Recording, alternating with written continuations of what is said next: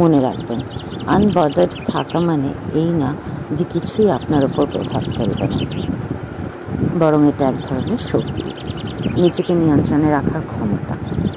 চলুন দেখে নিই এমন কয়েকটি সহজ নিয়ম যা আপনাকে মানসিকভাবে শক্ত হতে সাহায্য করবে। নাম্বার 1, প্রয়োজনের বেশি কথা বলার দরকার নেই। সব সময় সব কিছু বলবেন। যত বেশি বলবেন তত বেশি ভুল বোঝাবুঝি তৈরি হবে, তাই বুঝে শুনে সংক্ষেপে বলুন। নাম্বার 2, আবেগকে নয় বুদ্ধিকে প্রাধান্য দিন। কষ্ট, রাগ, অপমান এসব আবেগ আছে, থাকবে, তবে আবেগের বশে সিদ্ধান্ত নিলে ভুল হতেই পারে।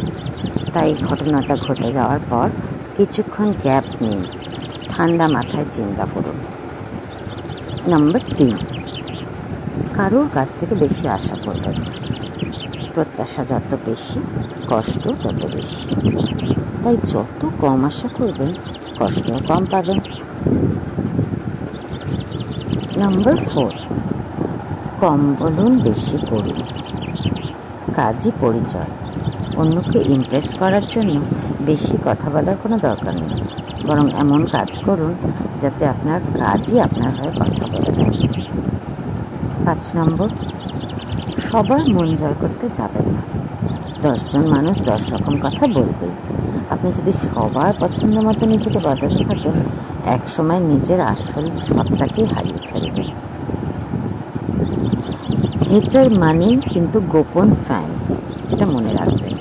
এটা হলো 6 নম্বর পয়েন্ট। যারা আপনাকে ছোট করতে চায় তারাও আসলে কিন্তু আপনার প্রতিভার ভক্ত। তারা আপনাকে দেখে, জানে, বোঝে, আর এই জন্যই তো হিংসা করে। 7 নম্বর, নিখুঁত হবার চাপ নেবেন না। পারফেক্ট হবার চাপে নিজেকে ভাঙবেন না। ভুল থাকা মানেই আপনি মানুষ, আর আপনার সেই ছোট ছোট ফ্লসও আপনাকে সুন্দর করে তুলবেন। 8 নম্বর, নিজের সত্যিটা আগে জানুন। দুনিয়া যাই বলুক, আপনি জানেন আপনি কি করতে পারেন আর কোনটা আপনার দ্বারা হবে না। সেই সত্যের ওপর দাঁড়ান, তবেই কিন্তু আত্মবিশ্বাস আসবে। লাস্ট হচ্ছে, না বলতে শিখুন। সবার কথা রাখতে গেলে নিজের ক্ষতি হয়, তাই যেখানে প্রয়োজন সেখানে স্পষ্টভাবে না বলুন। হ্যাঁ, দেখছি, আচ্ছা, ঠিক আছে, এরকম নয়। যেটা ভালো লাগছে না সেটা স্পষ্টভাবে বলুন, না আমি পারবো না। এতে হয়তো তখনকার সিচুয়েশনটা খারাপ হবে, কিন্তু আপনি ভালো থাকবেন আর আপনার নিজের জীবনের নিয়ন্ত্রণ আপনার হাতেই থাকবে। কি কথাগুলো ভালো লাগলো না তো?